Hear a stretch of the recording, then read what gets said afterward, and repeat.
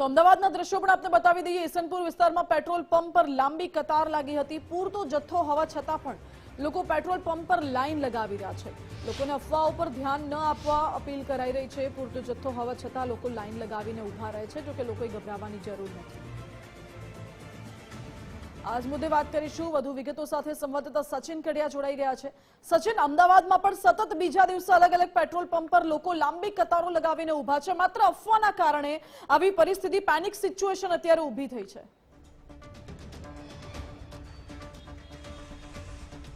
ચોક્કસથી માનસી, સમગ્ર અમદાવાદના મોટાભાગના પેટ્રોલ પંપ ઉપર મોટી લાઈન જોવા મળી રહી છે, પરંતુ ગુજરાત ફર્સ્ટ અપીલ કરી રહી છે। સરકારે પણ કહ્યું છે કે પૂરતો જથ્થો છે। આપ મારી પાછળના જે દ્રશ્યો જોઈ રહ્યા છો તે ઈસનપુર વિસ્તારના છે અને અહીં ખરા બપોરનો સમય થઈ રહ્યો છે, ઉનાળાનો સમય છે, ખરો બપોર છે, તેમ છતાં પેટ્રોલ પંપ ઉપર લાંબી લાઈન જોવા મળી રહી છે અને લોકો પેનિક થઈને ગભરાટમાં કે પેટ્રોલ નહીં મળે તેને લઈને ખાસ લાંબી લાઈનો, કતારો જોવા મળી રહી છે। પરંતુ ગુજરાત ફર્સ્ટ અપીલ કરી રહ્યું છે। સરકારે પણ વાત કરી છે પૂરતા પ્રમાણમાં પેટ્રોલ છે, ખોટા પેટ્રોલ પંપ પર એકઠા ના થાવ, જરૂર પૂરતું પેટ્રોલ ભરાવો। શું કહેશો? સરકાર અને ગુજરાત ફર્સ્ટ અપીલ કરી રહી છે।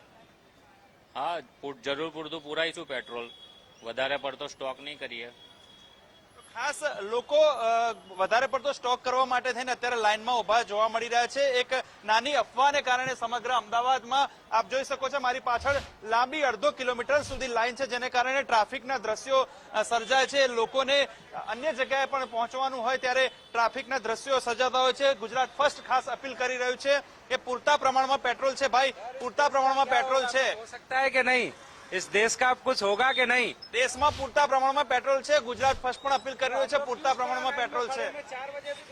તો આપ જોઈ શકો છો લોકોને હજી ગભરાટ છે એક અફવાને કારણે થઈને। આપ જોઈ શકો છો કે આ ઈસનપુર વિસ્તારના દ્રશ્યો છે।